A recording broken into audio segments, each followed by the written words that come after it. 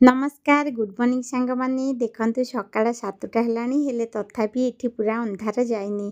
आयुष मोर school गला मु आज सकाळ नास्तारे बनैछि उपमा सहित चा। आज मु बनैछि कोळथ डाली कड़ई रे कारण कोळथ डाली प्रेशर रे कले बिल्कुल भल लागेनी मु घोटी घोटी मो हाथ आज पीड़ा हो जाइछि। ता सहित पालंग आलू साग भजा ହେଇछि टिके आलू भर्ता ହେଇଥିଲା। एटी पीयूष मोर टिके मस्ती करूथिलु। ता सहित सांग माने मु आज आपण मानक सहित बहुत सुंदर कॉटन शार्ट शेयर करुछि जोटा मो आम पुओ मो पाई मगेइथिले आज आसिकी पहुंची गला। देखंतु बहुत सुंदर ହେଇछि प्योर कॉटन। आगो को बाहाघर आसुछि हळदी रे पिंधिया पाई बहुत सुंदर लागिवो। शाढ़ीटी पिंधि सारा पर ता लुकटी एपरिका रहिबो बहुत कम प्राइस रे आपण मानकु मिली जिवो बहुत स्मूथ अछि। जदि आपण मानकु यार लिंक दरकार मते कमेंट करिवे यार प्राइस प्लस लिंक मु आपण मानक सहित शेयर करने भी रखुछि। जय जगन्नाथ।